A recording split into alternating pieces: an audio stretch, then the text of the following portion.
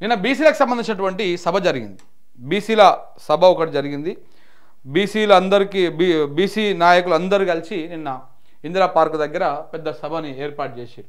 బీసీలకు 42% ఇవ్వాల్సిందే, రిజర్వేషన్లపైన బీజేపీ కాంగ్రెస్ మోసం చేస్తున్నాయి, రెండు పార్టీలు అనుకుంటే గంటలోపే అవుతుంది, కుట్రతోనే కావాలనే ఆలస్యం చేస్తున్నాయి, 9వ స్కెడ్యూల్ చేర్చకుండా కోట్ల మీద నెట్టేస్తున్నారు, అన్ని రాజకీయ పార్టీల ఎంపీలను నిలదీయాలి, ఉద్యమాన్ని మరింత ఉధృతం చేయాలి.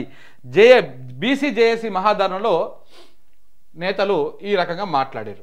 రిజర్వేషన్ల పేరుతోటి రాష్ట్ర కేంద్ర ప్రభుత్వాలు కుట్రతో వ్యవహరిస్తున్నాయని బీసీ జేఏసీ నాయకులు తేల్చి చెప్పారు. బీసీ రిజర్వేషన్ అమలు చేయకుండా కాంగ్రెస్ బీజేపీ పార్టీలు బీసీలను మోసం చేస్తున్నాయని ఆగ్రహం వ్యక్తం చేశారు. రాజ్యాంగ సవరణ చేయకుండా 9వ స్కెడ్యూల్లో చేర్చకుండా ఓసీలకు ఇచ్చిన కోట్ల జీవోలు ఇచ్చి కోట్ల మీద నెట్టేస్తున్నారని మండిపడ్డారు. బీసీ ఎస్సీ ఎస్టీ సంఘాలు ఏకమై బీసీ రిజర్వేషన్ సాధించడానికి ఉద్యమాన్ని ఉధృతం చేయాలని పిలుపునిస్తా ఉన్నారు. ఇక నిన్న ఇది మొత్తం జరిగింది. ఇక్కడికి అందరు బీసీ నాయకులు, అన్ని పార్టీలలో ఉన్నటువంటి బీసీ నాయకులు అందరూ ఇక్కడికి పోయి మాట్లాడారు. మాకు 42% రిజర్వేషన్ ఇవ్వాల్సిందే అని చెప్పేసి గట్టిగా నినదించి మాట్లాడారు. అయితే ఈ మాట్లాడుతూ ఉంటే ఇందులో బూర నరసయ్య గౌడ్, మరి బూర నరసయ్య గౌడ్ ఏడుకోయినా కానీ ఒక దగ్గర కూర్చోడు ఎందుకో మరి. మన ఇంతకుముందు కూడా కాళేశ్వరం మీద, ఈ నీళ్ళ సోయి మీద ఒక రౌండ్ టేబుల్ సమావేశం పెడితే ఆ రౌండ్ టేబుల్ సమావేశానికి బూర నరసయ్య గౌడ్ పోయి అక్కడ కూడా అబద్ధాలు చెప్పేటువంటి ప్రయత్నం చేసిండు. ఆయనకు తెలిసిందేం విశ్వమంతా, తెలియాల్సిందేం షానా, అదేం తెలవకుండా ఉన్నదే మాట్లాడేసి అక్కడ కూడా పాపం పరువు తీసుకున్నాడు. నిన్న కూడా ఇక్కడికి పోయి ఈ సభ అంతా కాంగ్రెస్ వాళ్ళ సభ లెక్కున్నది, కాంగ్రెస్ పెట్టించిన సభ లెక్కున్నది అని చెప్పేసి మాట్లాడాడు. ఆడ అందరు ఉన్నారు, కాంగ్రెస్ను పొద్దుగాల లేస్తే ఉతికారేసేటువంటి వాళ్ళు ఉన్నారు, కాంగ్రెస్కి మద్దతు ఇచ్చేటువంటి వాళ్ళు కూడా ఉన్నారు. అలాంటి వేదిక మీదకి పోయి ఇది కాంగ్రెస్ పెట్టించే సభ లెక్క అనిపిస్తుంది అని చెప్పేసి పోయి మాట్లాడిండు. మమ్మల్ని అడిగి రిజర్వేషన్లు ఇచ్చిర్రా, మమ్మల్ని అడిగి 42% ఇస్తామని చెప్పేసి చెప్పిర్రా అని చెప్పేసి బూర నరసయ్య గౌడ్ మాట్లాడతాడు.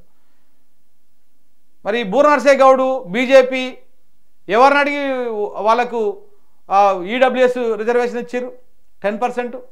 ఎవరిని అడిగి ఇచ్చిర్రు? బీజేపీ మేనిఫెస్టోలో పెట్టిందా? బీజేపీ ఎవరిని అడిగి ఇచ్చింది?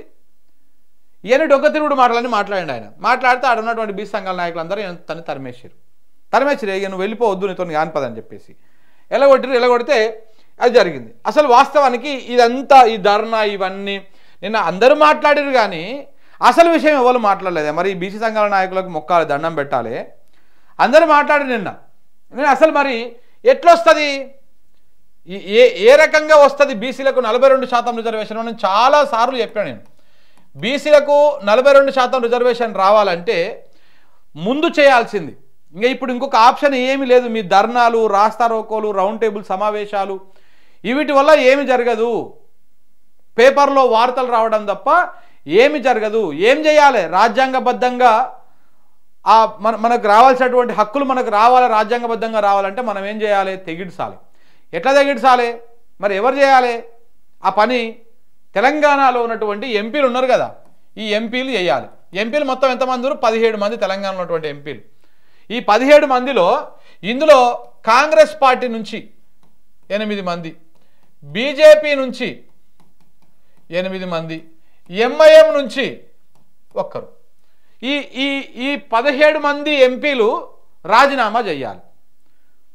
ఎందుకు కేంద్ర ప్రభుత్వము మనకు బీసీలకు 42% రిజర్వేషన్ ఇవ్వదో అప్పుడు తేలుతుంది. ముందు ఏం చేయాలి? ఈ 42% రిజర్వేషన్ ఇస్తాము అని చెప్పింది ఎవరు? కాంగ్రెస్ పార్టీ చెప్పింది 42% రిజర్వేషన్ బీసీలకు ఇస్తాము అని. కాంగ్రెస్ పార్టీగా చెప్పింది, కామారెడ్డి డిక్లరేషన్ ఇచ్చింది. ఆ కాంగ్రెస్ పార్టీ ఎంపీలు ఎవరైతే ఉన్నారో ఈ 8 మంది ఫస్ట్ రాజీనామా చేయాలి. ఎంపీలే, లోక్సభ సభ్యులే, రాజ్యసభ సభ్యులు ఏమొద్దు. వాళ్ళ పార్టీ నాయకులు వేసినటువంటి పదవులను ఏమి త్యాగం చేయమని చెప్పేసి ప్రజలు కోరుకోవడం లేదు, బీసీ ప్రజలు కూడా కోరుకోవడం లేదు. తెలంగాణ ప్రజలు ఓట్లేసి గెలిపించినటువంటి ఎంపీలు ఎవరైతే ఉన్నారో ఆ 8 మంది ఎంపీలతోనే రాజీనామా చేయించండి. చేయిస్తే సచ్చినట్టు కేంద్ర ప్రభుత్వం దిగొస్తుంది. ఫస్ట్ కాంగ్రెస్ పార్టీకి సంబంధించినటువంటి 8 మంది రాజీనామా చేస్తే తర్వాత తెలంగాణ సమాజం ఏం చేస్తుంది? బాబు వీళ్ళు రాజీనామా చేశారు కదా, మీరు కూడా చెయ్యండి అని చెప్పేసి బీజేపీ మీద కూడా ఒత్తిడి చేస్తారు. తప్పకుండా బీజేపీ కూడా రాజీనామా చేయాల్సి ఉంటుంది. ఈయన తర్వాత ఎంఐఎం కూడా రాజీనామా చేయాలి. చేస్తే ఇక్కడ 17 లోక్సభ స్థానాలకు ఒకటేసారి ఉప ఎన్నికలు వస్తాయి.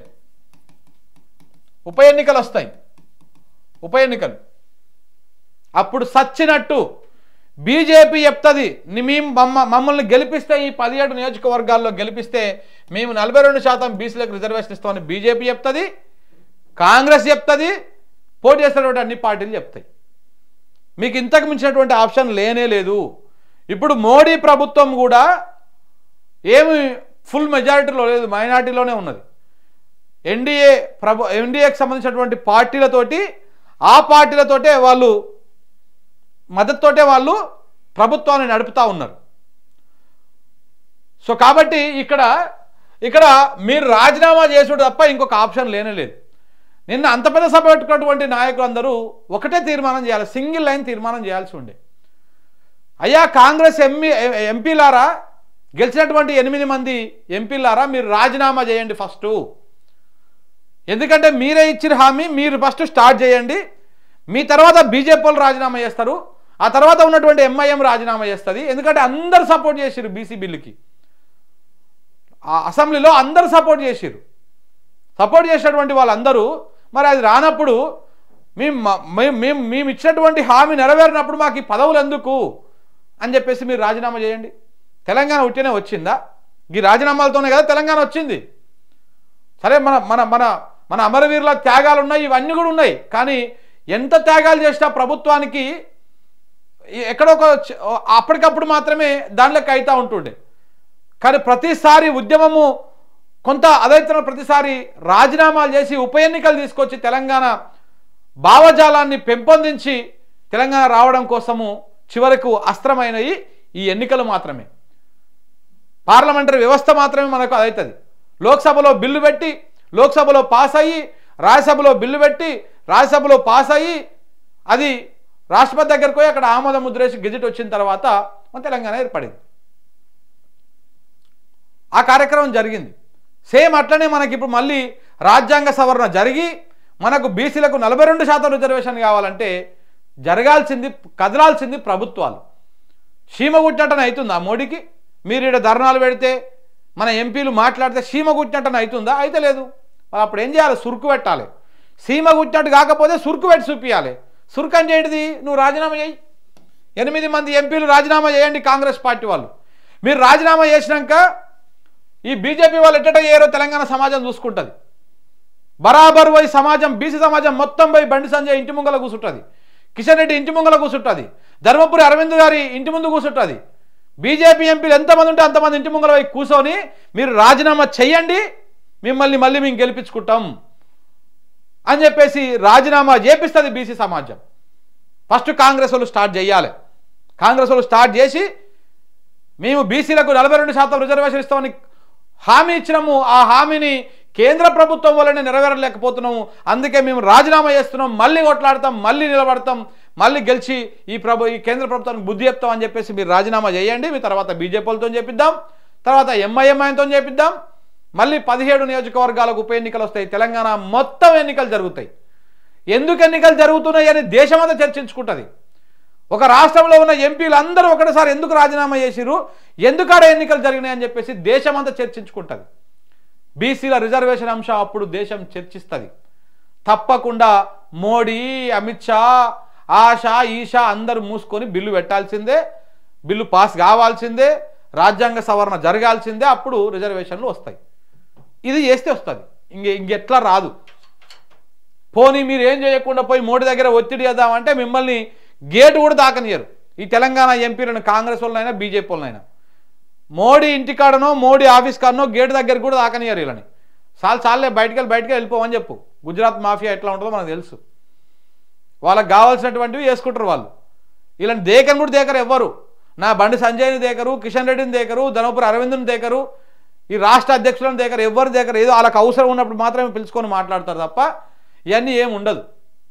ఈ బీజేపీ వాళ్ళు 2 మూతుల పాములు, 2 తలకాయల పాములు.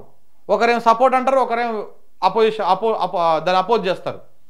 సో ఇట్లా మీరు రాజీనామా చేయండి, అప్పుడు తెలంగాణ సమాజం మిమ్మల్ని నమ్ముతారు 2 జాతీయ పార్టీలని.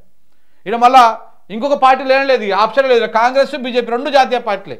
మళ్ళీ 2 సమంగా పంచుకున్నాయి మన సీట్లను దొంగలు. ఈయనకి 8, ఆయనకి 8. రొటేయించినట్టే వచ్చింది, అదెట్ వచ్చిందో కూడా అర్థం కాదు. సో ఇట్లా మీరు రాజీనామా చేసి వేయండి. ఈ ధర్నాలు, ఈ రాస్తా రోకోలు ఇవన్నీ వద్దు. ఈ పొలిటికల్ డ్రామా సిస్టమే వద్దు. ఇంకా రాజీనామా చేయండి. బరాబర్ ఎట్టెట్ట రాదో 42% రిజర్వేషన్, బీసీల లెక్కలు తేలుతాయి, రిజర్వేషన్ వస్తుంది. ఈ పని చేయాలి. ఇది చేయకుండా ఇంకా మనం సభలు పెట్టుకొని ఎన్ని చేసుకున్నా కానీ మాట్లాడుకోవడానికి మాత్రమే నడుస్తుంది అంత కథ.